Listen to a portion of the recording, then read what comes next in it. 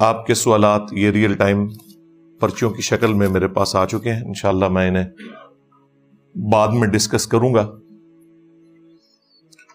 پہلے current affair کے طور پر 2 ایشوز ڈسکس کرنے ہیں.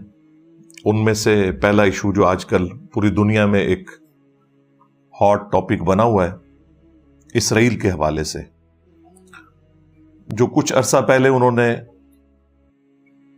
5 ریڈ کلر کے ریڈ ہائفر، جن کو وہ نام دے رہے ہیں،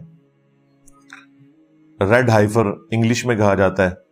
ہائفر کا ورڈ گائے کے لیے بولا جاتا ہے، اور ایسی گائے کہ جس کو کبھی بھی کھیتی باڑی کے لیے یوز نہ کیا جائے، کبھی اس کا دودھ نہ دھویا جائے، اور اس طریقے سے یعنی وہ بالکل جوان ہو.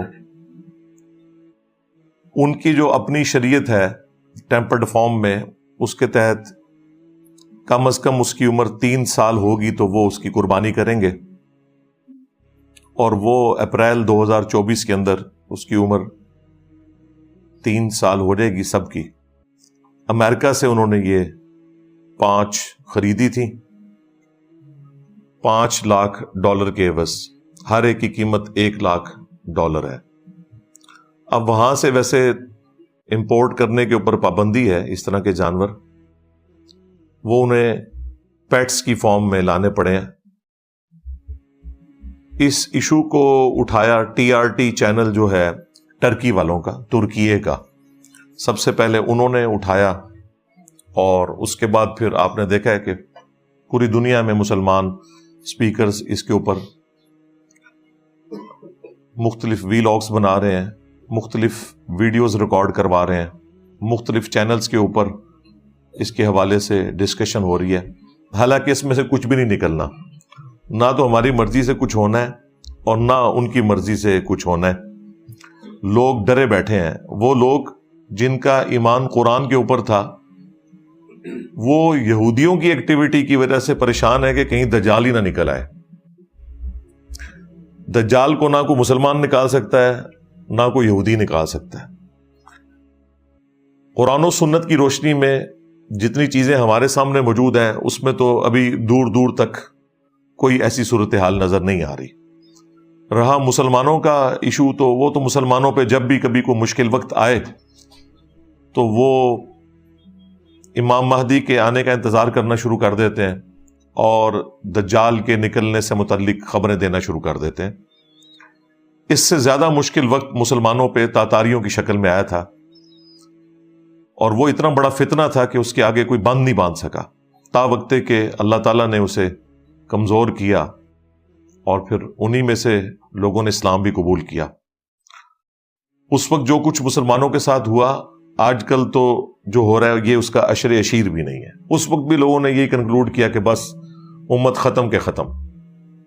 8 سے 100 سال پہلے تک آپ دنیا میں کوئی مسلمان ملک دکھا سکتے تھے جو آزادی کے طور پر زندگی گزار رہا ہو. آج پھر سے 60 اسلامک ملک موجود ہیں الحمدللہ. جب سے یہ ورلڈ وار 2 کے بعد امپائرز کا سلسلہ ختم ہوا ہے، اگرچہ مسلمانوں کو آزادی مل گئی ہے، لیکن یہ یاد رکھیے گا کہ اوورآل حکمران دنیا کے وہی الائیڈ فورسز ہیں جنہوں نے ورلڈ وار 2 کے اندر کامیابی حاصل کی تھی. لیکن اس دفعہ ورلڈ آرڈر چینج ہو گیا. پہلے تو جو بھی قبضہ کرتا تھا دوسرے کے ملک کے اوپر، وہ اس پہ براہ راست حکومت کرتا تھا. لیکن اب چونکہ قوموں، نیشنز کی بنیاد کے اوپر ملک بن چکے ہیں، امپائرز ٹوٹ چکی ہیں، لہٰذا اب جو رول کرنے والا معاملہ ہے وہ ڈائریکٹ نہیں ہے، انڈائریکٹ ہے. یہ ہم لوگ جو آئے دن گلہ کرتے ہیں یورپین طاقتوں کے حوالے سے، امریکہ کے حوالے سے، کہ وہ انٹرفیئر کرتے ہیں، تو ان کو حق پہنچتا ہے انٹرفیئر کرنے کا، کیونکہ انہوں نے دنیا کو فتح کیا ہے. اور اس دفعہ چونکہ فتح کر کے انہوں نے ملک ہمارے حوالے کیے اور صرف حکمرانوں کو قابو کیا، اس لیے ہمیں لگتا ہے کہ ہمیں آزادی ملی ہوئی ہے. اس وقت حکومت انہی کے پاس ہے جنہوں نے دوسری جنگ عظیم کے اندر پوری دنیا کو شکست دی. سلطنت عثمانیہ جنگ عظیم اول میں ختم ہوئی اور کوئی تھوڑی بہت رمق تھی تو ورلڈ وار 2 کے بعد وہ بھی ختم ہوگی مسلمانوں کی. لہذا اب اس پریزنٹ ورلڈ کے اندر صرف جوش پہ مبنی تقریریں کرنے سے، باتیں کرنے سے، وی لاگز بنانے سے کوئی مسئلہ حل نہیں ہونا جب تک کہ ہم انہی اصولوں کے اوپر ترقی نہیں کریں گے جن اصولوں کے اوپر آج کے ماڈرن ورلڈ کے اندر قوموں نے اپنا مقام حاصل کیا، یعنی سائنس اور ٹیکنالوجی کے اندر. باقی آپ کو جو مرضی کوئی کہتا رہے کہ جی ہم 2 ارب ہیں، 2 ارب چھوڑ دیں آپ 10 ارب بھی ہوں تب بھی کوئی فرق نہیں پڑتا جب تک آپ کے پاس ٹیکنالوجی نہیں ہے. یہ ذہن میں رکھیے گا. میں بار بار ایک مثال دیتا ہوں، لوگوں کو بری لگتی ہے، آج میں نام لیے بغیر مثال دے دیتا ہوں. مسلمانوں کے بڑے جنگی لیڈروں میں سے کوئی پرانا لیڈر، اس جیسے 1000 لوگ بھی آج اگر میدان جنگ میں اتر آئیں تو ایک یہودی کلاشن کوف کے ساتھ، یہ بھی اب خیر پرانا انسٹرومنٹ ہو گیا ہے، اب تو اس سے جدید اسلحے آ چکے ہیں، وہ سامنے سے آئے تو کوئی اس ایک کا مقابلہ نہیں کر سکتا، سیدھی سی بات ہے. اور جو سب سے بڑا ایشو اس وقت مسلمانوں کے ساتھ ہے وہ ایئر سٹرائکس والا ایشو ہے. ہمارے پاس فضائیہ کی جو طاقت ہے یہ بہت کمزور ہے ایز کمپیئر ٹو امریکہ کے اور یورپ کے، اور یہی وجہ ہے کہ طالبان کو 20 سال لگے ہیں، ابھی بھی انہوں نے کوئی امریکنز کو شکست نہیں دی ہے. امریکہ خود چھوڑ کے چلا گیا افغانستان کیونکہ انہیں ایک بھاری ایک خرچہ کرنا پڑ رہا تھا، ادروائز اگر اب بھی وہ چاہتے تو سسٹین کرتے. زمینی جنگ میں وہ مقابلہ نہیں کر سکتے تھے، اور اس میں بھی کوئی مسلمانوں کا بنایا ہوا اسلحہ نہیں تھا، یہ اسلحہ رشیا دیتا تھا طالبان کو. ظاہر ہے ان کے پاس تو کوئی ٹیکنالوجی نہیں ہے. رشیا نے جو کولڈ وار ہاری تھی امریکہ سے انہی افغانیوں کے تھرو، اس کا بدلہ پھر انہوں نے اتارا. تو اسلحہ ان کا، ٹیکنالوجی ان کی، اور ہمارے پاس صرف وی لاگز ہیں بنانے کے لیے، لوگوں کے خون گرمانے کے لیے. تو ان خوابوں کی دنیا سے باہر نکلیں اور ریئل ورلڈ کو پہچانیں. یہ کوئی بزدلی والا معاملہ نہیں ہے، یہ حقائق والا معاملہ ہے، اور حقائق کے ساتھ ہی دنیا چلتی ہے. سیدنا خالد ابن ولید رضی اللہ تعالیٰ عنہ اگر میدان جنگ میں تلوار کے ساتھ آتے تھے تو سامنے سے رومن جنرل بھی تلوار کے ساتھ ہی آتا تھا. یہ نہیں تھا کہ اس کے ہاتھ میں کوئی پسٹل تھی، ورنہ وہ تو حضرت خالد ابن ولید کو قریب بھی نہ لگنے دیتا. تو یہ جو آپ کو ایک جھوٹ بولا جاتا ہے نا کہ برابر کا اسلحہ نہیں تھا اور صحابہ کرام نے فتوحات حاصل کر لی، پارشلی یہ بات درست ہے. کوانٹٹی وائز ان کے برابر کا نہیں تھا، لیکن کوالٹی وائز وہی تھا. تلوار کے مقابلے پہ تلوار ہی ہوتی تھی.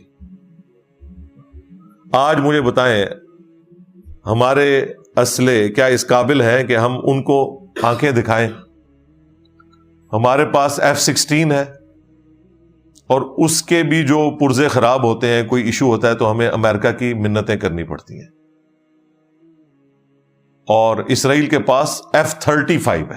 ہاں جی، 16 دونی 32 تے 3 وچ جمع کرو تے 35 آندا ہے. F-16 اور وہ F-35، اتنا فرق ہے. اسے رن وے پہ بھی بھاگنے کی ضرورت نہیں ہے، ایسے ہی اڑتا ہے اور ایسے ہی وہ اتر بھی جاتا ہے. اور یہ تو میں نے آپ کو ایک چیز بتائی ہے، اور کافی ساری چیزیں ہیں، اور اسرائیل نے ثابت کیا ہے. 67 میں اس نے پوری عرب دنیا کو شکست دی ہے. اس کے بعد سے بھی جو صورتحال ہے وہ آپ کے سامنے ہے. تو اس وقت یورپ اور امریکہ اسرائیل کی پشت کے اوپر کھڑے ہوئے، اور ہمارے معاملات صرف دعاؤں تک ہی ہو سکتے ہیں، یا زیادہ سے زیادہ ہم کوئی مذمتی قرارداد پیش کر سکتے ہیں. باقی یہ کہنا کہ ہم 2 ارب ہیں، ہم یہ کر دیں گے، ہم وہ کر دیں گے، یہ ساری باتیں ہم 7 اکتوبر کو بھی سن رہے تھے، اور اینڈ رزلٹ آپ کے سامنے ہے. میں نے پہلے دن ہی کہہ دیا تھا کہ اب اسرائیل اس معاملے کو فنش کرے گا بالکل. اور لوگ کہہ رہے تھے جی آپ دیکھیں گے یہ ہو جائے گا، وہ ہو جائے گا. میں نے کہا تھا یار خوابوں کی دنیا سے باہر نکلو. ٹھیک ہے آپ نے ڈالرز بنا لیے ہیں اس طرح کے وی لاگز بنا کے، لوگوں کا خون بھی گرما لیا، نوجوان نسل کے مینٹل ماڈل بھی بدلنے کی کوشش کی، اس میں سے کچھ نہیں نکلے گا. یہ صرف علمی شہوت ہے، ویڈیوز میں پوری کریں، ڈسکشن میں پوری کریں، اس میں سے نکلنا کچھ بھی نہیں ہے. ہاں بالکل ذہن میں رکھیے گا. جس طرح ہمارا یہ دعویٰ ہے کہ آج تک جتنی بھی اسلامک آرگنائزیشنز آئی ہیں جنہوں نے دعوت و تبلیغ کا کام کیا ہے، انہوں نے اصل مرض کو نہیں پکڑا، یا خلافت موومنٹ جو ہے انہوں نے اصل مرض کو نہیں پکڑا، اور وہ یہ تھا کہ مسلمانوں کی اکثریت ان عقائد اور نظریات کے اوپر ہے جو صراحتاً قرآن و سنت کے منافی ہیں. جب تک آپ ان کے عقائد درست نہیں کرتے ان کے اوپر اسلامی نظام کا فائدہ ہی نہیں، کیونکہ وہ تو اس اسلام کو مانتے ہی نہیں جو قرآن و سنت میں لکھا ہے. وہ تو صوفیاء کے اسلام کو مانتے ہیں، وہ تو بزرگوں کے اسلام کو مانتے ہیں.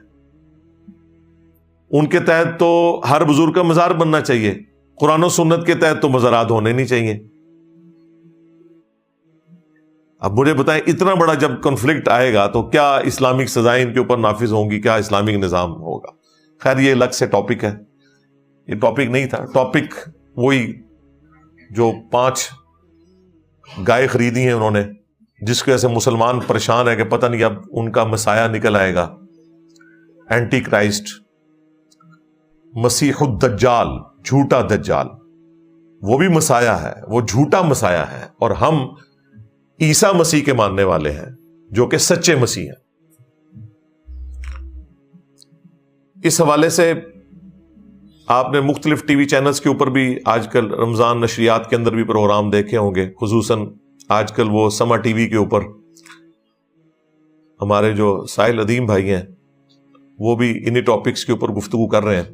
سامنے لا کے انہوں نے ایک بریلویوں کے مفتی صاحب بٹھائے ہوئے ہیں، مفتی سخاوت صاحب، اور ان کا کام یہ ہے کہ جو ساحل صاحب نے بات کرنی ہے اس کے اپوزٹ کوئی بات کرنی ہے تاکہ اسے کاؤنٹر کیا جائے. اور ایک ساتھ ڈمی میوزیم سے ایک عربی بھی بیٹھے ہوتے ہیں جو بس ایسے ایسے کرتے رہتے ہیں. ایک دو دفعہ میں نے ان کو بولتے ہوئے دیکھا یا دعا کرواتے ہوئے، باقی وہ مسکراتے ہیں اور ایسے ایسے کرتے ہیں. ان کا اتنا ہی کام ہے. اب یہ جو ٹاپک آج کل ڈسکس ہو رہا ہے ٹی وی کے اوپر، اس میں کوئی شک نہیں کہ بنی اسرائیل کی جو ہسٹری ہے اس کے حوالے سے ساحل ادیم صاحب کی کمپیٹنسی ہے، انہیں پتہ ہے. چند ایک معاملات میں ہمیں ان سے اختلاف ہے، لیکن اوورآل اس حوالے سے ان کا جو نالج ہے وہ ایکسٹراڈنری ہے. اور ظاہر ہے علماء کو تو ان چیزوں کا پتہ ہی نہیں ہے کہ یہ فرسٹ ٹیمپل کون سا تھا، سیکنڈ کون سا تھا، کس طریقے سے یہ سارے کے سارے معاملات ہوئے. حالانکہ قرآن حکیم میں ان ساری چیزوں کا ذکر موجود ہے. سورہ بنی اسرائیل کے پہلے رکوع کے اندر اللہ تعالیٰ نے بنی اسرائیل کے اوپر جو 2 عروج اور 2 زوال آئے ان کا ذکر کیا ہے کہ کس طریقے سے اللہ تعالیٰ نے کافروں کے ذریعے ان کی پٹائی کروائی.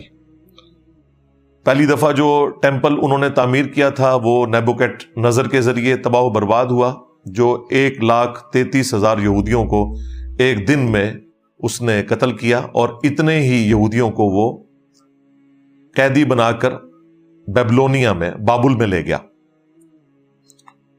اور اللہ تعالیٰ کا پھر کرنا ہوا، ذوالقرنین بادشاہ سامنے آئے اور انہوں نے اس کو شکست دی اور یہودیوں کو آزادی مل گئی، اور یہودی دوبارہ شام کی سرزمین میں آئے اور دوبارہ سے انہوں نے ہیکل سلیمانی کو تعمیر کیا. پھر اللہ تعالیٰ نے انہیں ایک عروج دیا، لیکن پھر وہی وقت گزرنے کے ساتھ ان میں شرکی عقائد اور نظریات آنا شروع ہو گئے، دنیا کی محبت گھر کر گئی. پھر اللہ تعالیٰ کی طرف سے دوسرا عذاب کا کوڑا پڑا. یہ ساری تفصیل سورہ بنی اسرائیل کے بالکل سٹارٹ میں ہے. اور ٹائٹس نے 70 عیسوی کے اندر، یعنی حضرت عیسیٰ علیہ السلام کے اٹھائے جانے کے آلموسٹ 40 سال کے بعد یروشلم کے اوپر حملہ کیا اور اینٹ سے اینٹ بجا کے رکھ دی. حالانکہ وہ کافر تھا رومن جنرل ٹائٹس، لیکن اللہ تعالیٰ نے قرآن میں فرمایا کہ ہم نے اپنے سخت لڑائی لڑنے والے بندے تم پر مسلط کیے تاکہ بیت المقدس کی اینٹ سے اینٹ بجا دیں، اور جو چیز وہ دیکھیں اسے سلامت نہ چھوڑیں. اب دیکھیں کافروں کو اللہ تعالیٰ اپنی طرف منسوب کر رہا ہے. ہماری امت کے ساتھ بھی 2 دفعہ یہ ہو چکا ہے. پہلی دفعہ منگولوں کے ذریعے اور دوسری دفعہ جو ہے وہ یورپین پاورز کے ذریعے. وہاں پہ بھی پہلی جو قوت تھی وہ مشرق سے آئی نیبوکیڈ نظر، اور دوسری مغرب سے. یہاں پہ بھی پہلی قوت جو ہے منگولوں کی فارم میں تاتاریوں کی شکل میں مشرق سے، اور مغربی قوتیں آئیں. کہیں پر فرینچ نے قبضہ کر لیا، اور سب سے بڑی آپ کو پتہ ہے انسانی ہسٹری کی امپائر، برٹش امپائر، جس میں سورج بھی غروب نہیں ہوتا تھا، آسٹریلیا سے لے کے افریقہ تک. یہ تو اللہ کا شکر ہے کہ سیکنڈ ورلڈ وار کے بعد گریٹ برٹن اتنی کمزور ہو گئی ہٹلر کے ساتھ لڑنے کی وجہ سے کہ اس شر میں سے یہ خیر نکلا کہ جزوی آزادی ہمیں مل گئی اور ہمارے ملک بن گئے. لیکن چونکہ فاتح وہ ہیں، اوورال رول انہی کا ہے اس وقت. یعنی میری خواہش کے اوپر نہیں ہے، میں آپ کو ریئلٹی بتا رہا ہوں. ہو سکتا ہے لوگ کہیں کہ جی یہ بڑا خوش ہے، میں آپ کو ریئلٹی بتا رہا ہوں.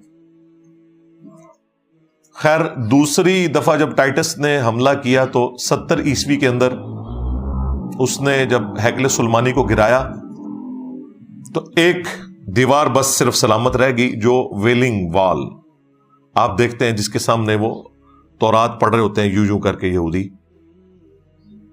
دیوار گریا کہا جاتا ہے، اس کے سامنے آہو بکا کرتے ہیں، اللہ تعالیٰ سے دعائیں مانگتے ہیں. اور باقی وہ سارے کا سارا ہیکل سلیمانی جو ہے وہ تباہ و برباد ہو چکا ہے، اور اسی کو دوبارہ وہ تعمیر کرنے کی خواہش رکھتے ہیں. عرصہ دراز سے اسی کے لیے زائنسٹ موومنٹ چلی، اور پھر پہلی جنگ عظیم کے بعد بالفور ڈکلیریشن ہو گئی، اور الٹیمیٹلی 1948 میں اسرائیل قائم ہو گیا، اور 1961 میں اس نے عرب دنیا کو شکست دے کے اپنی باؤنڈریز کو بڑھا لیا. تو یہ ساری کی ساری ہسٹری ہے جو میں نے مختلف ویڈیوز کے اندر ڈسکس کی ہے. اب وہ دوبارہ سے ہیکل سلیمانی کو تعمیر کرنا چاہتے ہیں، لیکن جہاں پر یہ یروشلم میں بیت المقدس ہے، جہاں آپ کو ایک گولڈن ڈوم نظر آتا ہے جس کے نیچے وہ چٹان ہے جس سے اللہ کے محبوب علیہ السلام معراج پر تشریف لے گئے تھے، اور اس سے چند 100 میٹر کے فاصلے کے اوپر ایک مسجد ہے جس کا ڈارک گرین کلر کا یا آلموسٹ بلیک کلر کا چھوٹا سا گنبد ہے. وہ اصل میں مسجد اقصی ہے. ویسے تو اس پوری پہاڑی کو ہی مسجد اقصی کہا جاتا ہے. نبی الاسلام کے زمانے میں پراپر کوئی مسجد نہیں تھی. جب سورہ بنی اسرائیل میں مسجد اقصی کا ذکر ہے، ایلیا کا یا یروشلم کا، تو مسجد اقصی کا مطلب ہے دور کی مسجد. وہ پورے پہاڑ کو ہی حرم کہا جاتا ہے. جس طریقے سے بیت اللہ شریف صرف جہاں ہم طواف کر رہے ہیں مطاف، وہ حرم نہیں ہے، پوری مکے کی سرزمین حرم ہے. مدینہ شریف کی بھی 2 پہاڑیوں کے درمیان جو پوری سرزمین ہے وہ حرم ہے، اور تیسرا حرم مسلمانوں کے لیے یہ بیت المقدس ہے. بیت المقدس مسلمانوں کا قبلہ اول نہیں ہے، یہ قبلہ اوسط ہے. مسلمانوں کا قبلہ اول خانہ کعبہ شریف ہے، ابراہیمی قبلہ. بنی اسرائیل کے لیے بیت المقدس اللہ تعالیٰ نے مقرر فرمایا تھا، اور بخاری مسلم میں آیا کہ نبی الاسلام نے بھی 17 مہینے تک جب مدینہ شریف ہجرت کی تو اسی کی طرف رخ کر کے نماز پڑھی ایک کامن ٹرم کے طور پر، اور پھر دوبارہ سے آپ علیہ السلام کی خواہش پہ سورۃ البقرہ میں وہ 2 رکوع نازل ہوئے تحویل قبلہ کے، اور واپس ابراہیمی قبلہ ہو گیا. لہٰذا یہ یاد رکھیے گا، یہ غلط العام ہے کہ ہمارا قبلہ اول جو ہے وہ قبلہ اوسط ہے. قبلہ اول بیت اللہ شریف ہے. سورہ آل عمران میں واضح ہے کہ پہلا گھر جو اللہ تعالیٰ نے مقرر کیا کہ لوگ وہاں آ کر عبادت کریں، جو ساری انسانیت کے لیے ہدایت ہے، وہ ہے جو کہ بکہ کے اندر ہے. بکہ اور مکہ یہ 2 نام ایک ہی شہر کے ہیں. جس طرح ہمارے پڑوسی ملک میں بمبے ہے، اور ممبئی بھی بولا جاتا ہے، اور بمبئی بھی میم اور با دونوں کے ساتھ. اس طرح یہ بکہ اور مکہ دونوں مکے کے لیے یہ ٹرمز یوز ہوتی ہیں. اور بخاری مسلم میں بھی موجود ہے، نبی الاسلام نے کہا سب سے پہلا گھر جو تعمیر کیا گیا وہ بیت اللہ شریف ہے، اور اس کے بعد پھر فرمایا بیت المقدس، جسے مسجد ایلیا بھی کہا جاتا ہے، مسجد اقصی بھی کہا جاتا ہے، اور ان کے درمیان 40 سال کا وقفہ ہے. خیر، وہ بیت المقدس کی جو وہ پوری پہاڑی ہے جس کے اوپر ایک کارنر کے اوپر ویلنگ وال ہے، اور قبۃ الصخرہ وہ چٹان والا گنبد اور مسجد ایک جسے مسجد اقصیٰ کہا جاتا ہے، یہ قبلی ماسک بھی بولا جاتا ہے اس کو، یہ پورے کے پورے پہاڑ کو حرم کہا جاتا ہے. اسی مسجد کے نیچے وہ سرنگیں کھودتے رہتے ہیں آئے دن کہ جی ہم تابوت سکینہ کی تلاش کر رہے ہیں، جو اکثر مسلمان واعظین آپ کو کہتے ہوئے سنائی دیں گے کہ وہ اس کی بنیادوں کو کمزور کر رہے ہیں، اور ظاہر ہے اس کے لیے انہوں نے بہانہ یہ تلاش کیا ہوا ہے. وہ کسی بھی وقت اپنے وزن پہ بھی گر سکتی ہے، ظاہر ہے وہ چٹان ہے اور اس کے نیچے آپ اتنی زیادہ جب کھدائی کریں گے تو وہ کمزور ہو کے گر بھی سکتی ہے. خیر وہ ڈائریکٹلی بھی گرا دیں تو اس وقت تو پاور میں سیدھی سی بات ہے. یہ جو اپریل 2024 کا لوگ انتظار کر رہے ہیں کہ وہاں پہ انہوں نے جو 5 ہائفر منگوائی ہوئی ہیں گائے، ان کی قربانی کرنی ہے، اور اس کے بعد انہوں نے وہ ایکٹیویٹی پرفارم کرنی ہے، ٹیمپل کی تعمیر دوبارہ سے شروع کر دینی ہے، اس کے لیے قربان گاہ بھی انہوں نے بنا لی ہے.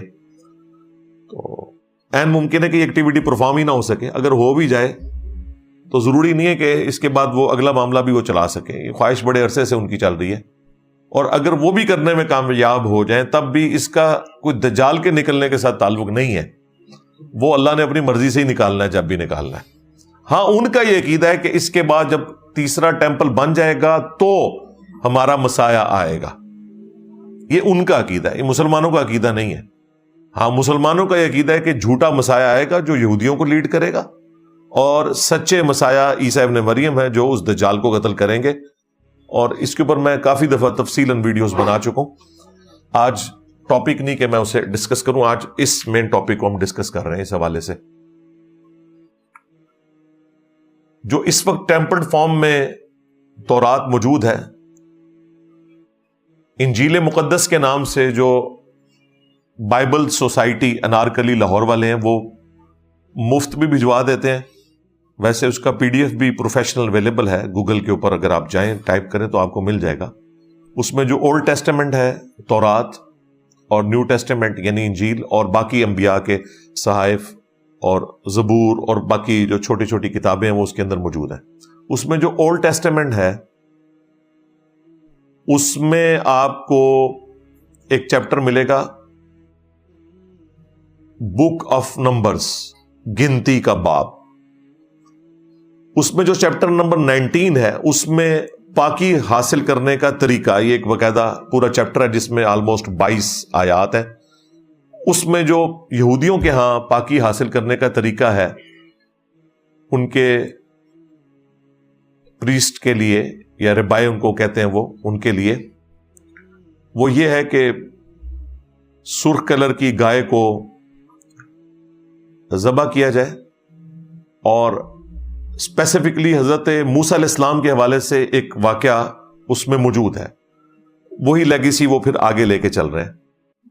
یہ واقعہ قرآن کے اندر بھی آیا، لیکن زمین و آسمان کا فرق ہے دونوں واقعات کے اندر. ظاہر ہم تو وہی واقعہ مانیں گے جو قرآن میں ہے. پہلے میں آپ کو بتاتا ہوں کہ توریت کے اندر کون سا واقعہ لکھا ہوا ہے. توریت کے اندر یہ واقعہ لکھا ہوا ہے کہ موسیٰ علیہ السلام کو اللہ تعالیٰ نے حکم دیا کہ وہ اس طرح ایک بچڑے کی قربانی کریں گے جو شوخ ریڈ کلر کا ہو. قرآن نے اس کے لیے جو ورڈ یوز کیا ہے وہ شوخ زرد کلر ہے. اب جو لنگوسٹک کے ماہر ہیں وہ کہتے ہیں کہ یہ بیسیکلی ایک لینگویج کا بیریئر ہے.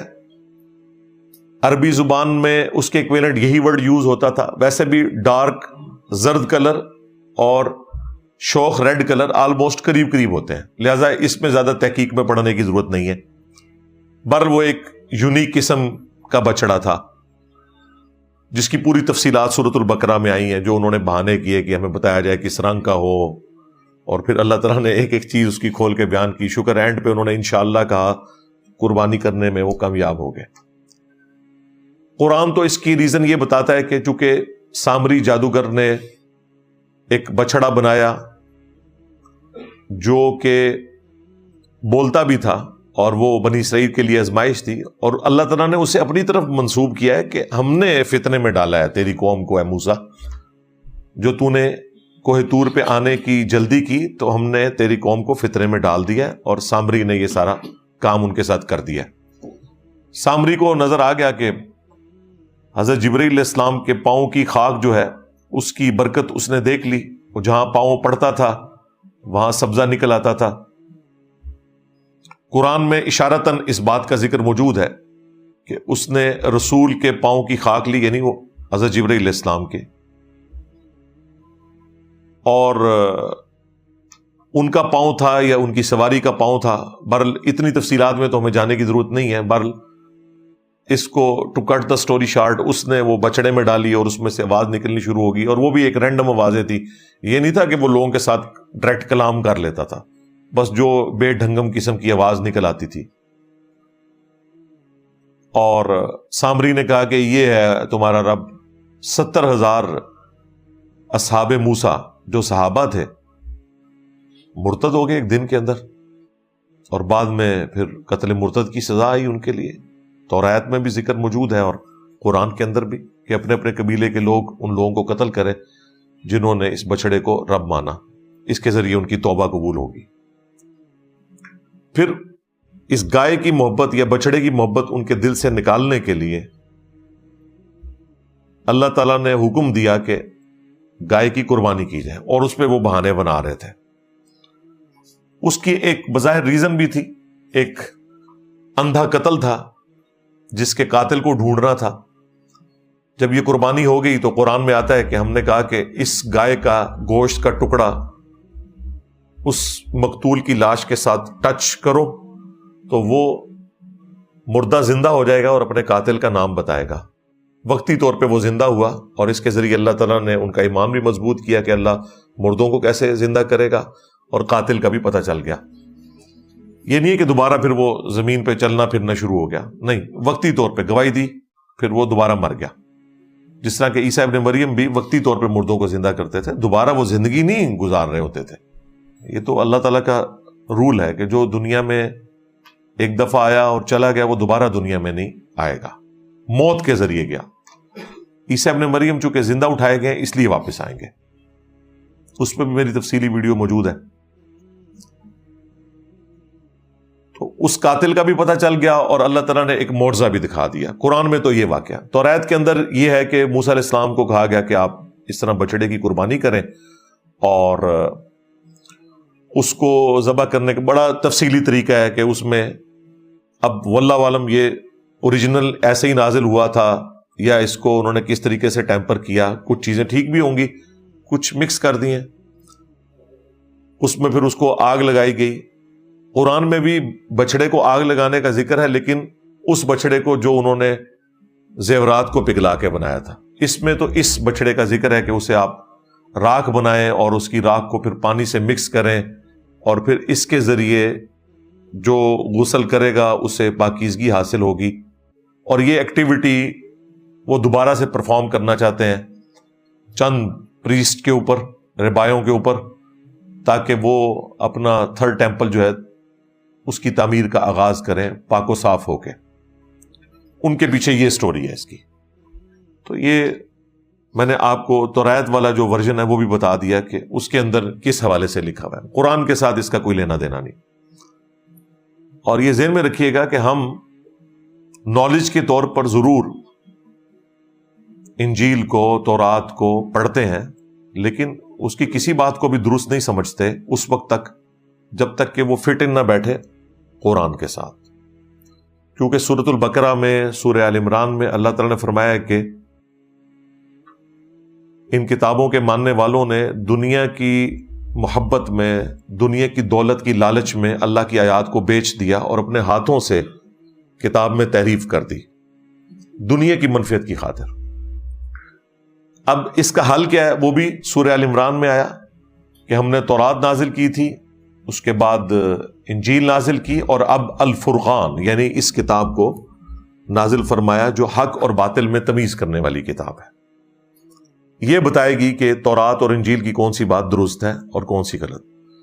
بلکہ سورۃ المائدہ میں تو اللہ تعالیٰ نے فرمایا یہ المہیمن ہے، نگہبان ہے ان کتابوں کے اوپر، یہ ڈیسائیڈ کرے گی کہ ان کی کون سی بات درست ہے اور کون سی بات غلط ہے۔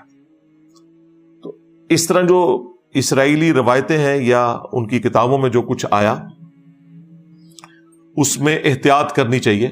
البتہ جس طرح اس پروگرام کے اندر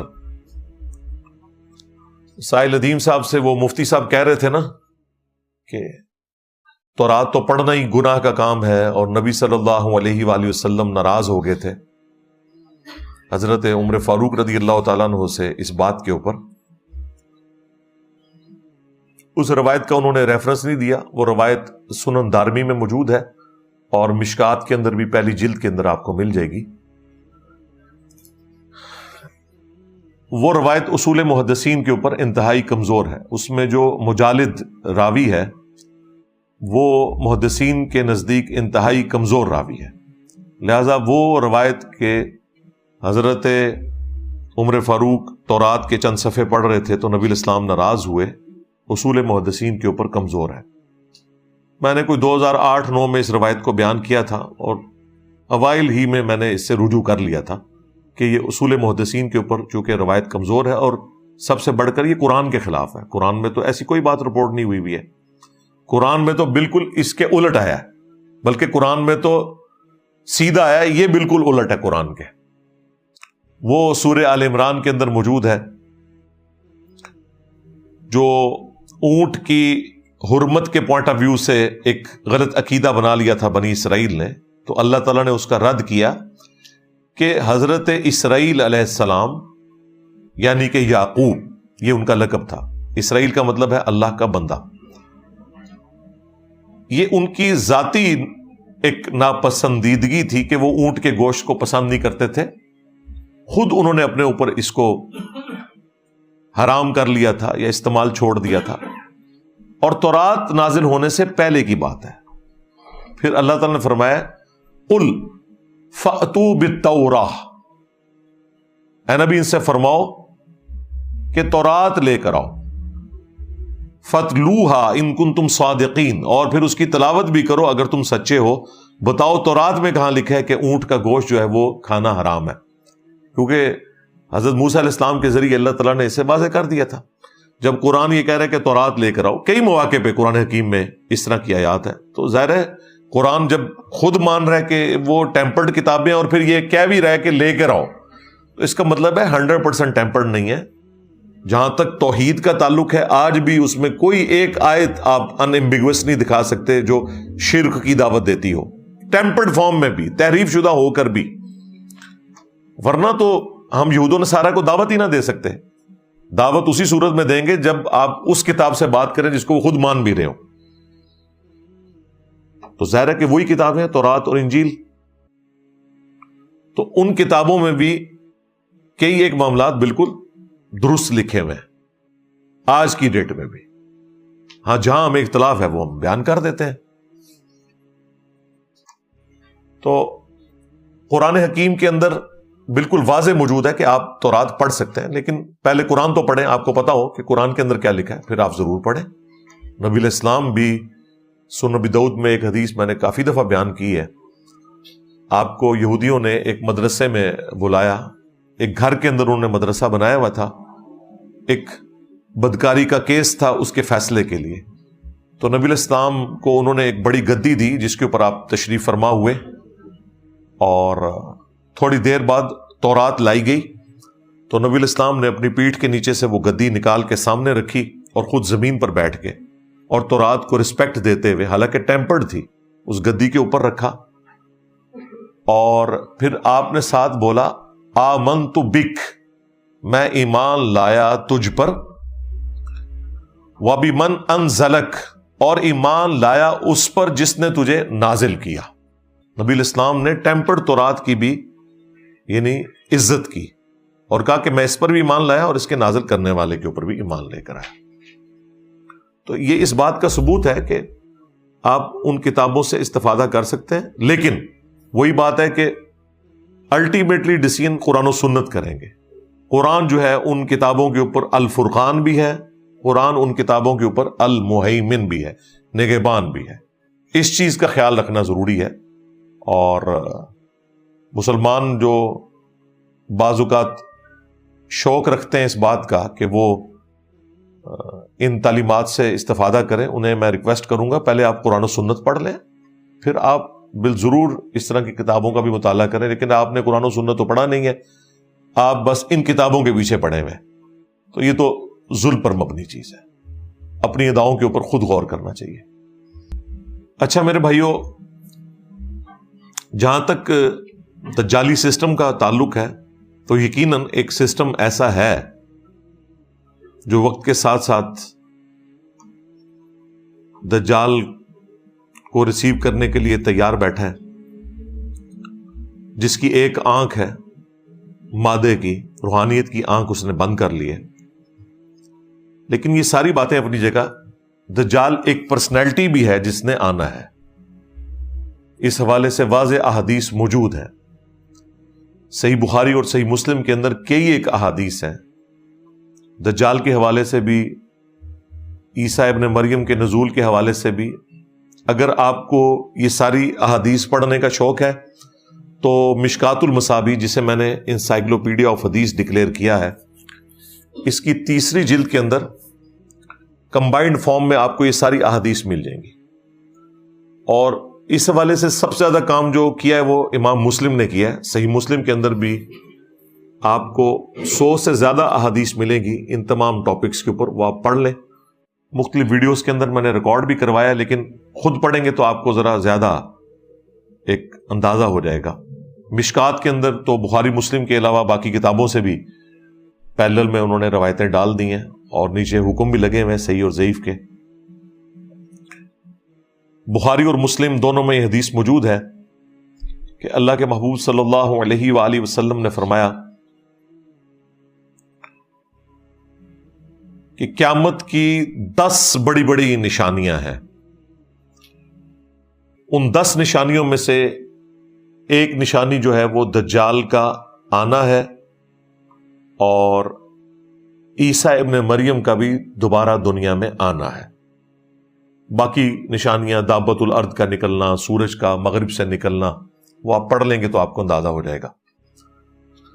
بخاری اور مسلم میں ایک اور حدیث موجود ہے کہ نبی علیہ السلام نے فرمایا کہ اس ذات کی قسم جس کے قبضے قدرت میں میری جان ہے، عیسیٰ ابن مریم تم میں عادل حکمران کی حیثیت سے اتریں گے، صلیب کو توڑ دیں گے، خنزیر کو قتل کر دیں گے، جزیہ موقوف کر دیں گے، ہر طرف امن ہوگا.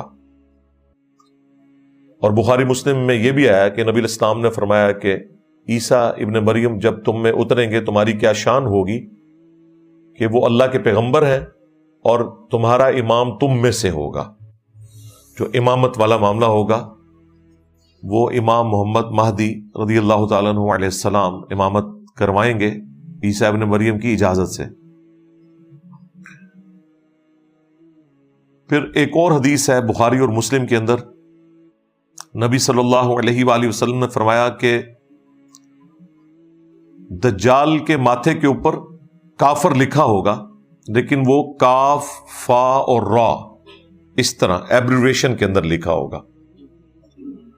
اہل ایمان تو پڑھ لیں گے، پہچان لیں گے. باقی جن کی قسمت میں گمراہی لکھی ہے وہ اسے پہچان نہیں سکیں گے. آج بیان کرنا تو بڑا آسان ہے، لیکن جب وہ سامنے آئے گا پھر پتہ چلے گا. ہو سکتا ہے یہ لوگ تعویل کریں کہ یہ کافر نہیں لکھا ہوا، یہ کاف سے کشف ہے، فا سے فیض ہے اور را سے روحانیت ہے. یہ تو جس بابے کو بھی وہ کرتب کرتے ہوئے دیکھتے ہیں نا، اس کے سامنے گر پڑتے ہیں. جبکہ بخاری مسلم میں آئے کہ ایک مؤمن کھڑا ہوگا دجال کے مقابلے کے اوپر، وہ کہے گا تو دجال ہے، کیونکہ میرے نبی کی حدیث مجھے پہنچی ہے. وہ کہے گا دیکھو میں تو زمین سے سبزہ اگا رہا ہوں، آسمان سے بارش برسا رہا ہوں، اور تجھے بھی قتل کر کے تجھے زندہ کر لوں گا. وہ اسے قتل کرے گا، 2 ٹکڑے کر کے دوبارہ زندہ کر لے گا. اس سے بڑی تو کوئی چیز نہیں تھی نا. نبی علیہ السلام کہتے ہیں کہ پھر وہ اس سے کہے گا کہ مجھ پر ایمان لا. وہ کہے گا کہ تو دجال ہے، کیونکہ میرے نبی کی حدیث مجھے پہنچی ہے. اب مجھے بتائیں کہ یہ بابوں کا ماننے والا کوئی ہو سکتا ہے؟ اس نے تو کہنا ہے یہ تو عبد القادر جیلانی پارٹ 2 آ گیا. ہاں، وہ بھی ان کی طرف غلط بات منسوب ہے. انہوں نے کہیں کو مردہ نہیں زندہ کیا، ان بیچاروں کو تو پتہ ہی نہیں. ان کے تو فرشتوں کو بھی نہیں پتا ہوگا کہ ان کے ساتھ کیا کیا انہوں نے. یہ جو قرآن و سنت کے اوپر بات کرتے ہیں، یعنی وہ بابی نہیں ہوگا، کتابی ہوگا، کتابوں کا ماننے والا مسلم ہوگا، بابی مسلم نہیں ہوگا. پھر نبی اسلام کہتے ہیں کہ وہ دوبارہ قتل کرنے کی کوشش کرے گا تو وہ قادر نہیں ہوگا اس کے قتل کے اوپر. پھر وہ اسے اٹھا کے اپنی جہنم میں پھینک دے گا، جو اس کے ساتھ ایک جنت اور جہنم چل رہے ہوں گے. اب اس کی تفصیلات نہیں بتائے گی، لیکن ایکچولی وہ جا کے جنت میں نکلے گا، اور وہ اس وقت کا سب سے بہترین شہید ہوگا، سید الشہداء، کیونکہ اس نے کلمہ حق بلند کیا ہوگا.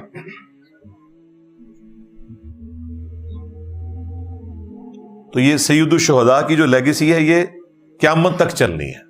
المستدرک للحاکم میں حدیث ہے کہ حمزہ ابن عبد المطلب سید الشہداء ہے، اور ہر وہ شخص سید الشہداء ہے کہ جو جابر حکمران کے سامنے کلمہ حق بلند کرے یہاں تک کہ اسے قتل کر دیا جائے. اسی حدیث کے تحت ہم امام حسین علیہ السلام کو بھی سید الشہداء کہتے ہیں. بعض ناصبی کہتے ہیں یہ تو حضرت حمزہ کا لقب تھا. وہ حدیث پوری پڑھیں، صرف حضرت حمزہ کے لیے نہیں ہے. قیامت تک ہر وہ انسان جو کلمہ حق بلند کرے اور اس کی پاداشت میں اسے قتل کر دیا جائے وہ سید الشہداء ہی کہلائے گا. پھر ایک اور بڑی انٹرسٹنگ حدیث ہے بخاری اور مسلم میں کہ جب آخری فیصلہ کن جنگ ہوگی مسلمانوں اور یہودیوں کی، ظاہر ہے کرسچنز تو اسلام قبول کر لیں گے عیسیٰ ابن مریم کی وجہ سے،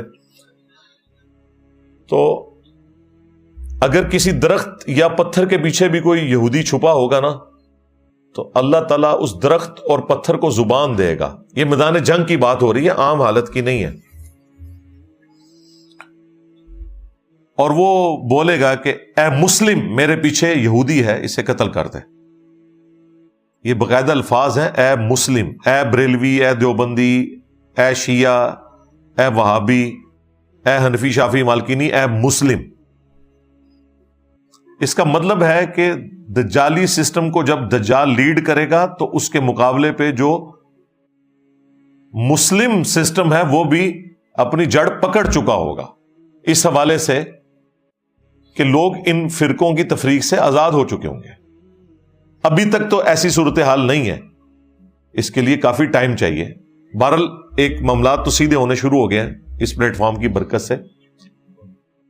ورنہ آپ مجھے بتائیں کہ کٹر قسم کی بریلوی یا دیوبندی یا اہل حدیث مسجد میں آپ چلے جائیں اور وہ آپ سے پوچھیں آپ کون ہیں، آپ کہیں میں مسلم ہوں، تو آگے سے وہ یہ نہیں کہے گا کہ جی اچھا یہ مسلمان ہے، بڑی اچھی بات ہے. وہ کہے گا میں کافر ہوں. یعنی اتنا چڑیں گے. وہ کہیں گے نہیں بتاؤ اندر کیا ہو بیچ میں. جب تک آپ کوئی فرقے کا نام نہ لیں ان کی تسلی نہیں ہوتی. تو یہ لوگ تو پھر اس درخت یا پتھر کی آواز کے اوپر لبیک نہیں کہہ سکتے. انہوں نے تو ماننا ہی نہیں ہے. انہوں نے کہنا ہے انجینئر صاحب کو ویڈیو چل پئی ہے پیچھوں، مسلم رٹ لائز، یہی کہتے ہیں نا. البتہ نبی اسلام نے فرمایا ایک درخت ہے غرقد کا، ایک بہت بڑی جھاڑی ہوتی ہے، اس میں کئی بندے بھی چھپ جائیں وہ نظر نہیں آتے، بڑی گھنی قسم کی جھاڑی.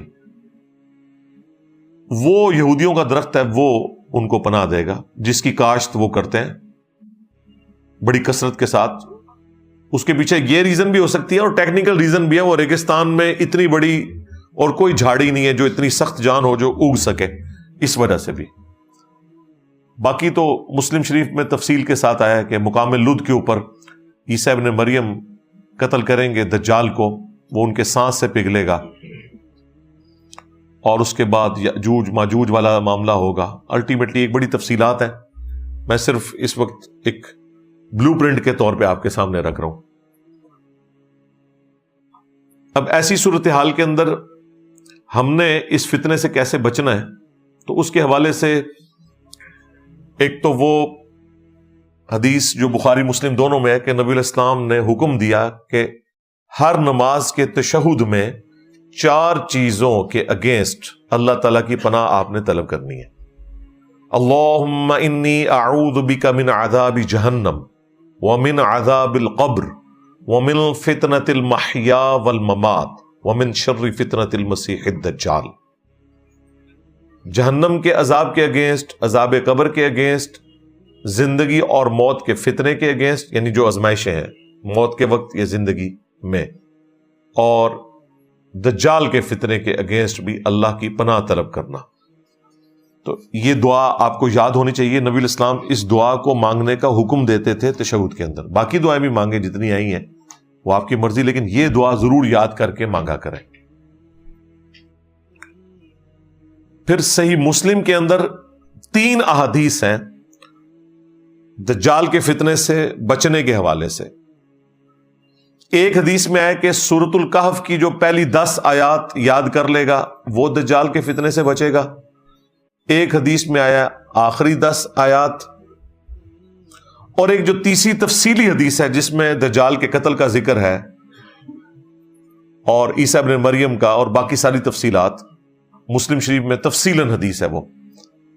اس میں یہاں تک آیا کہ جب تم دجال کو سامنے پاؤ تو اس کے سامنے سورۃ الکہف کی ابتدائی آیات تلاوت کرنا, اللہ تعالیٰ تمہیں دجال کے فتنے سے بچا لے گا.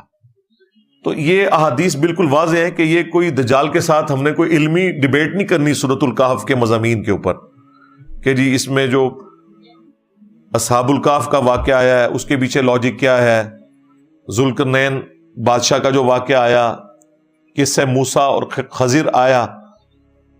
ٹھیک ہے, وہ آپ ضرور علم حاصل کریں, میں نے بڑی تفصیل کے ساتھ ویڈیوز ریکارڈ کروائی ہیں, لیکن دجال کے ساتھ آپ نے کوئی علمی اس حوالے سے بحث نہیں کرنی ہوگی کہ بھئی اس میں آپ کو بتاتا ہوں اس کے پیچھے کیا ہے. نہیں, آپ نے صرف یہ آیات تلاوت کرنی ہے, اللہ تعالیٰ آپ کو فتنے سے بچا لے گا. بھلے آپ کو ان آیات کا مفہوم نہ بھی پتا ہو, یہ وظیفے کے طور پر ہے. کوئی شخص یہ کہہ سکتا ہے کہ آیت الکرسی کا جسے معنی نہیں آتا تو آیت الکرسی پڑھنے سے اسے اس کی فضیلت حاصل نہیں ہوگی, جو صحیح بخاری میں آئی ہے کہ جو رات کو سونے سے پہلے آیت الکرسی پڑھ لے اللہ تعالیٰ صبح تک ایک فرشتہ اس کی حفاظت کے اوپر مامور کر دے گا. یہ بخاری میں حدیث موجود ہے. تو ترجمہ آتا ہو نہ آتا ہو یہ فضیلت اپنی جگہ ہے. باقی قرآن سے جو عقائد کے لیے آپ نے اسے ترجمے سے پڑھنا ہے وہ تو بہت ضروری ہے, وہ ایک الگ بات. میں اصل میں ان لوگوں کا رد کر رہا ہوں جو اس میں اتنی باریک علمی بحثیں کرتے ہیں اور عوام الناس کو الجھا کے رکھ دیتے ہیں کہ پتہ نہیں سورۃ الکہف میں سے ہم نے کیا نکالنا ہے. آپ نے عام بندے نے یہ نکالنا ہے کہ یہ پہلی 10 آیات آپ نے یاد کر لینی ہے. جامع ترمذی میں 3 آیات کا بھی ذکر ہے لیکن وہ راوی کا وہم ہے, لیکن اس میں ہے کہ جو اس کی روزانہ تلاوت کرے. تو اسے میں نے آپٹیملی یہی سمجھا ہے کہ جو روزانہ 10 آیات کی تلاوت ایک دفعہ کر لے گا ظاہر ہے کہ اسے پھر یاد بھی رہیں گی. لہٰذا روزانہ ایک دفعہ پہلی 10 آیات کو آپ پڑھ لیا کریں سورۃ الکہف کی, تاکہ زبانی یاد ہو جائے. میں تو الحمدللہ سالوں سے پڑھ رہا ہوں تو شروع ہی میں پڑھنے سے زبانی یاد ہو گئی تھی. تو آپ بھی اپنی روٹین بنائیں. یہ وہ وظائف ہیں جن کے ذریعے آپ دجال کے فتنے سے بچ سکتے ہیں. باقی جہاں تک اس وقت اسرائیل کا معاملہ ہے, فلسطین کا ایشو ہے, غزہ کا, اس کے حوالے سے میں تفصیلاً ویڈیوز ریکارڈ کروا چکا ہوں. وہ انشاءاللہ ڈسکرپشن میں ہم لنک ڈال دیں گے. جسے شوق ہوا, فلسطین کے حوالے سے میں نے پورا کاؤنٹر نیریٹو دیا ہے 12 پوائنٹس کا. حکمرانوں کے کرنے کا کام کیا ہے, عوام کے کرنے کا کام کیا ہے, کس طریقے سے ان معاملات کو لے کے چلنا ہے. دوسری ویڈیو ہے دجال کے فتنے سے متعلق تفصیلی ویڈیو. اور تیسری ویڈیو عیسیٰ ابن مریم نے جو دنیا میں دوبارہ تشریف لانا ہے, حیات مسیح اور نزول مسیح علیہ السلام کے حوالے سے جتنے بھی وسوسے ہیں وہ میں نے الحمدللہ سیٹل کیے ہیں قرآن و سنت کی روشنی میں. ان 3 ویڈیوز کو ہم ڈسکرپشن میں ڈال دیں گے, بلکہ کامنٹس میں بھی ڈال کے پن کر دیں گے, کیونکہ ہر دفعہ میں ایک بات کے اوپر تفصیلاً گفتگو نہیں کر سکتا. یہ چونکہ تقاضا تھا کہ کچھ چیزیں اس کے ساتھ جڑی ہوئی تھی, میں نے اس لیے بیان کر دی. تو اینڈ رزلٹ یہی ہے کہ کوئی ٹینشن لینے کی ضرورت نہیں ہے میرے بھائی. اس طرح کرنے سے کوئی نہیں دجال نے نکلنا. ہاں, بعض لوگوں نے وی لاگس بنا کے اپنے ڈالرز کھڑے کر لینے اور بار بار کرتے رہنا ہے. اینڈ پہ انہوں نے بھی معذرت ہی کر لینی ہے کہ جناب یہ ہم سے سمجھنے میں غلطی ہوئی. اس لیے اس قسم کے اٹکل پچو میں نہیں چلاتا. میں اتنا ہی بتاتا ہوں کہ اتنا ہوگا. وہ کب ہوگا, وہ جب ہوگا پھر ہی پتا چلے گا. یہ ذہن میں رکھیے گا. لوگ کہتے ہیں جی پہلے پتا چلنا چاہیے. پہلے پتا ہے تو اس کا پھر علاج بھی بتا دیا. بس یہ پتا ہونا چاہیے آپ کو کہ سورۃ الکہف کی پہلی 10 آیات آپ کو آنی چاہیے. ہاں, باقی آپ نے کوئی اس سے مقابلہ نہیں کرنا. نہ نبی الاسلام نے کہا ہے کہ آپ نے جا کے اس سے مقابلہ کرنا ہے, بلکہ کہا ہے کہ جب سامنے پاؤ تو 10 آیات پڑھنی ہے.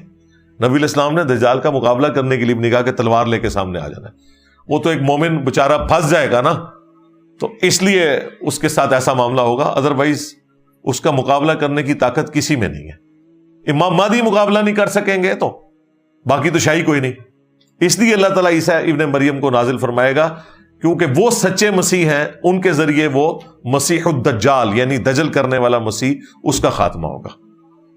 امید ہے کہ یہ جتنی میں نے گفتگو کی اس سے آپ کو اوورآل کچھ چیزیں میں نے ڈائریکٹلی بتا دیں، کچھ انڈائریکٹلی بتا دیں، تاکہ ایک میسج کنوے ہو جائے آپ تک۔ باقی ماننا نہ ماننا وہ آپ کی مرضی ہے، ہمارا کام تو ہے علمی طریقے سے معاملات کو لوگوں کے سامنے ہائی لائٹ کرنا۔ اللہ تعالی ہمیں دجال کے فتنے سے محفوظ فرمائے، اور فلسطین کے مسلمان جس تکلیف سے گزر رہے ہیں اللہ تعالیٰ غیب سے ان کی عزت آبرو جان و مال کی حفاظت فرمائے، بلکہ پوری دنیا میں مسلمان، چائنا میں، انڈیا میں، کشمیر میں، افغانستان میں، یمن میں، عراق میں، شام میں، فلسطین میں، جہاں کہیں تکلیف کی زندگی گزار رہے ہیں، پاکستان میں بھی غیب سے ان کی عزت آبرو جان و مال کی حفاظت فرمائے۔ صلو علی محمد وآل محمد، اللہم صلی علی محمد وعلی آل محمد واصحاب محمد وازواج محمد وامت محمد اجمعین الی یوم الدین، آمین۔